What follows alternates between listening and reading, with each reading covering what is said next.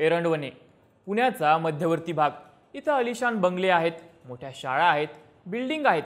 थोडक्यात गजबजलेला आणि उच्च मध्यमवर्गीय राहतील असा हा भाग आहे। याच भागात आहे दीनानाथ मंगेशकर हॉस्पिटल। अगदी मोक्याच्या जागी असलेलं, जवळपास 6 एकर जागेमध्ये विस्तारलेलं अत्याधुनिक हॉस्पिटल। मागच्या काही महिन्यांमध्ये हे हॉस्पिटल दोनदा चर्चेत आलं। फेब्रुवारी महिन्यामध्ये राज्य सरकारनं या हॉस्पिटलला 1 रुपये भाड्यानं 7 ते 8 गुंठे जागा दिल्यानं आणि एप्रिल महिन्यामध्ये आलेल्या एका बातमीनं दीनानाथ हॉस्पिटलमध्ये तनिषा भिसे या महिलेला प्रसूती वेदना सुरू असल्यानं दाखल करण्यात आलं होतं। तेव्हा हॉस्पिटल प्रशासनानं 10 लाख रुपयांची मागणी केली।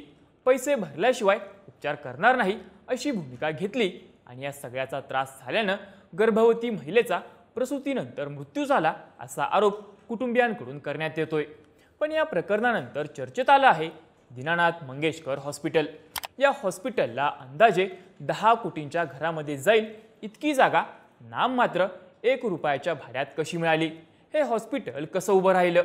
याआधी दीनानाथ मंगेशकर हॉस्पिटल कशामुळे चर्चेत आलं होतं? सगळी स्टोरी जाणून घेऊयात या व्हिडिओतून। नमस्कार, मी चैतन्य आणि तुम्ही बघताय बोल व्हिडिओ। सगळ्यात आधी मंगेशकर हॉस्पिटल कसं उभं राहिलं याची माहिती घेऊयात। गायिका लता मंगेशकर, आशा भोसले यांच्यासह उषा मंगेशकर, मीना खाडीलकर आणि हृदयनाथ मंगेशकर या 5 भावंडांनी मिळून 1989 साली लता मंगेशकर मेडिकल फाउंडेशनची स्थापना केली। 1942 मध्ये लता मंगेशकर यांचे वडील दीनानाथ मंगेशकर आजारी पडले। त्यावेळी त्यांना योग्य उपचार मिळू शकले नाहीत। पैशांची कमतरता हे उपचार न मिळण्यामागे एक कारण होतं।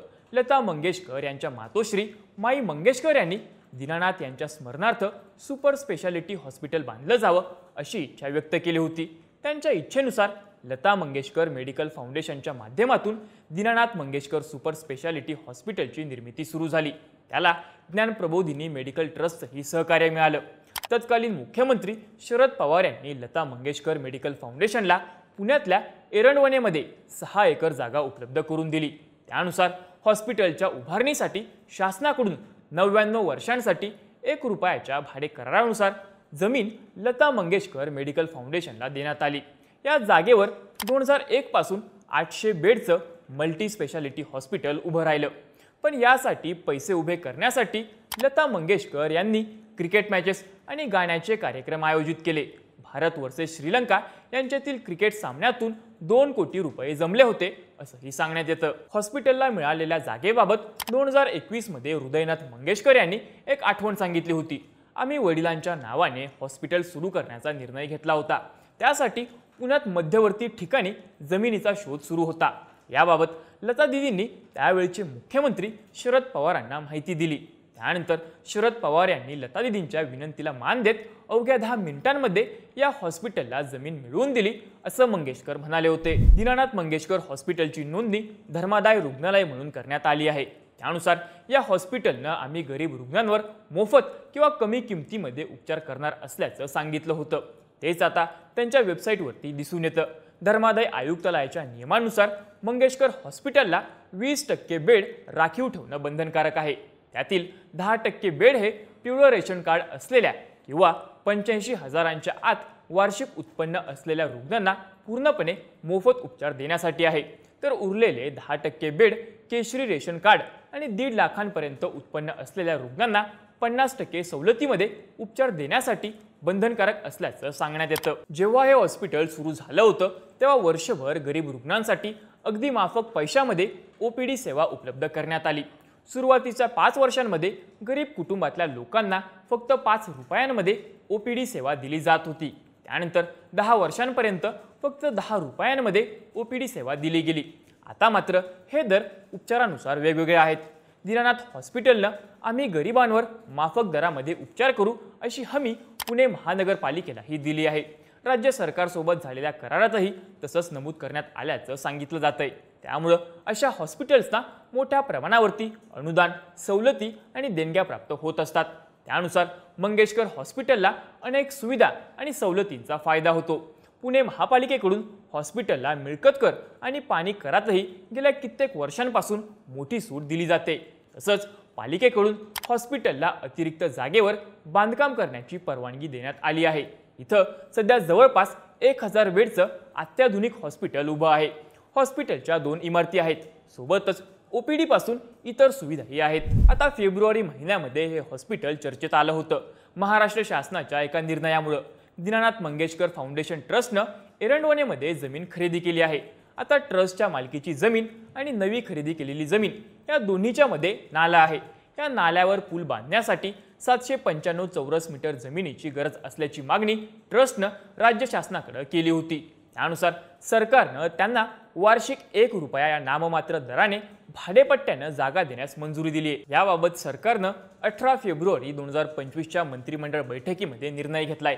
त्यात म्हटलंय की पुण्यातील Dinanath Mangeshkar foundation hospital medical research सेंटरला नाल्यावरील पुलाच्या बांधकामासाठी 795 चौरस मीटर जमीन वार्षिक 1 रुपया या नाममात्र दरानं भाडेपट्ट्यानं देण्यास मंत्रिमंडळ बैठकीमध्ये मंजुरी देण्यात आली आहे। नाल्यावरील पुलाच्या बांधकामाचा खर्च हा संबंधित ट्रस्ट करणार आहे। या पुलामुळे रुग्णांचे नातेवाईक, त्यांची वाहनं, रुग्णवाहिका आणि ट्रस्टशी संबंधित वैद्यकीय अधिकारी, कर्मचाऱ्यांना ये-जा करणं सुकर होणार असल्याचंही सरकारनं आपल्या आदेशामध्ये नमूद केलं होतं। आता यावरून भाजप नेत्या आमदार चित्रा वाघ यांनी दीनानाथ हॉस्पिटलनं 10 कोटी रुपयांची जमीन 1 रुपयात पदरात पाडून घेतली असा आरोप केला आहे। यावरून 1989 मध्ये हॉस्पिटलला मिळालेली मोक्याच्या जागी असलेली जमीन आता मिळालेली जमीन याचीही तुलना केली जाते। 2018 मध्ये दीनानाथ हॉस्पिटल चर्चेत आलं होतं। त्यामागचं कारण होतं एका रुग्णावर जादूटोण्याच्या माध्यमातून झालेले कथित उपचार। संध्या सोनवणे या 25 वर्षीय महिलेच्या छातीत दुधाची गाठ निर्माण झाली होती। त्यामुळे संध्या अनेक दिवसांपासून स्वारगेट येथील चव्हाण नर्सिंग होमचे डॉक्टर सतीश चव्हाण यांच्याकडे उपचार घेत होत्या। मात्र चव्हाण यांनी उपचार करूनही संध्या यांच्या तब्येतीमध्ये सुधारणा होत नव्हती। त्यामुळे डॉक्टर चव्हाण यांनी संध्या यांना दीनानाथ मंगेशकर रुग्णालयामध्ये दाखल होण्याचा सल्ला दिला। त्या ठिकाणी चव्हाण हे मांत्रिकाला सोबत घेऊन उपचार करण्यासाठी गेले असा आरोप झाला। चव्हाण यांनी शस्त्रक्रिया करणं गरजेचं असताना ऑपरेशनच्या दिवशी संध्याकाळी 6 ते 8 ही यमाची घंटा असते, त्यामुळे ऑपरेशन रात्री 10 नंतर करू असं सांगितलं होतं। तसंच ओळखीतला मांत्रिक बोलावून अघोरी उपचार केले होते। मात्र उपचारादरम्यान संध्या यांचा मृत्यू झाला। त्यानंतर हे प्रकरण बाहेर आलं। त्याबाबत आयसीयूतला मांत्रिकाचा हळद, कुंकू, गुलाब उताराचा व्हिडिओ व्हायरल झाल्यानंतर पोलिसांनी गुन्हा दाखल केला होता। त्यावेळी या जादूटोण्याच्या प्रकरणाशी मंगेशकर हॉस्पिटलचा काही संबंध नसल्याचं सांगण्यात आलं होतं। त्यावेळी दिलेल्या स्पष्टीकरणात हॉस्पिटलनं म्हटलं होतं की या घटनेशी आमच्या रुग्णालयातील डॉक्टरांचा काहीही संबंध नसून रुग्णालय अशा प्रकारच्या गोष्टींना थारा देत नाही। व्हायरल व्हिडिओ दिसणारे डॉक्टर रुग्णालयाचे नाहीत। तसंच आयसीयूत अशा प्रकारच्या अघोरी कृत्यांना परवानगी नाही। या प्रकरणी चौकशी करून दोषींच्या विरोधामध्ये कारवाई करू असंही रुग्णालय प्रशासनानं सांगितलं होतं। आता तनिषा भिसे यांच्या प्रकरणात सुद्धा दीनानाथ हॉस्पिटलवर निष्काळजीपणा आणि पैशांच्या हट्टासाठी रुग्णाकडे दुर्लक्ष केल्याचे आरोप होत आहेत। आता आहेत ते पैसे देतो पण उपचार सुरू करा अशी मागणी भिसे कुटुंबियांनी केली होती, पण रुग्णालय प्रशासन 10 लाखांवर अडून राहिलं। या सगळ्यामध्ये वेळेवर उपचार मिळाले नसल्यानं जुळ्या मुलींना जन्म देऊन तनिषा यांना आपला जीव गमवावा लागला असा भिसे कुटुंबियांचा आरोप आहे। दीनानाथ मंगेशकर हॉस्पिटलनं या प्रकरणाची चौकशीसाठी तज्ज्ञांची समिती स्थापन केली होती। त्यात संचालक doctor Dhananjay Kelkar, doctor Anuja Joshi, doctor Sameer Jog आणि डॉक्टर सचिन व्यवहारे यांचा समावेश होता। त्यांनी आपल्या अहवालात सांगितलंय की तनिषा भिसे या 2022 पासून रुग्णालयामध्ये उपचार घेत होत्या। 2022 ला त्यांच्यावर 50% चॅरिटीचा लाभ घेऊन शस्त्रक्रिया केली होती। 2023 ला रुग्णाला सुखरूप प्रसूती शक्य नव्हती। तसंच त्यांच्यासाठी प्रेग्नन्सी रिस्की असल्यानं त्यांना मूल दत्तक घेण्याचाही सल्ला रुग्णालयाकडून देण्यात आला होता। 28 मार्चला सकाळी 11:30 ला रुग्ण, पती व नातेवाईक डॉक्टर घैसास यांच्या बाह्य रुग्ण विभागामध्ये आले। तिथे तपासणी केल्यानंतर तनिषा यांच्यावरती कुठल्याही तातडीच्या उपचाराची गरज नसल्याचं समजलं। मात्र रिस्क लक्षात घेता त्यांना अबॉर्शनसाठी ॲडमिट होण्यास सांगितलं होतं। तसंच नवजात अर्भकांवर उपचार करणाऱ्या डॉक्टरांची त्यांची भेट करून दिली होती। कमी वजनाची 7 महिन्यांची जुळी मुले, जुन्या आजाराची गुंतागुंत आणि कमीत कमी 2 ते 2.5 महिन्याचे उपचार लागतील। त्यासाठी एकूण 10 ते 20 लाख रुपयांचा खर्च येईल हे समजावून सांगितलं होतं। त्यावर नातेवाईकांनी उपचार सुरू करा, आम्ही पैशांसाठी प्रयत्न करतो असं सांगितलं। त्यानंतर त्यांनी संचालक डॉक्टर केळकरांना फोन करून अडचण सांगितली। त्यावर केळकरांनी जमतील तेवढे पैसे भरा असं सांगितलं होतं. डॉक्टर केळकर ऑपरेशन करून बाहेर येईपर्यंत रुग्ण न सांगता निघून गेल्याचंही मंगेशकर हॉस्पिटलच्या अहवालामध्ये स्पष्ट करण्यात आलंय.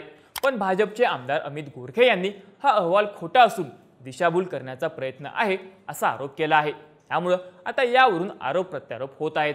पण या प्रकरणामुळे एकीकडे धर्मदायच्या नावाखाली सरकारचे मोठे फायदे घ्यायचे आणि दुसरीकडे रुग्णांची पैशांसाठी अडवणूक करायची असा आरोप दीनानाथ मंगेशकर हॉस्पिटलवर होऊ लागलाय.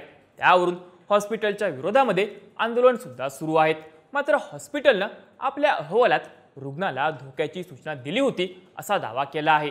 त्यामुळे या प्रकरणात जसा दीनानाथ हॉस्पिटलचा वर्तमान चर्चेत आहे तसाच इतिहास सुद्धा. या सगळ्या प्रकरणाबद्दल तुम्हाला काय वाटतं? तुमची मतं आणि प्रतिक्रिया आम्हाला कमेंट करून नक्की सांगा. असेच माहितीपूर्ण व्हिडिओज बघण्यासाठी बोलबिडूच्या यूट्यूब चॅनलला नक्की सबस्क्राईब करा.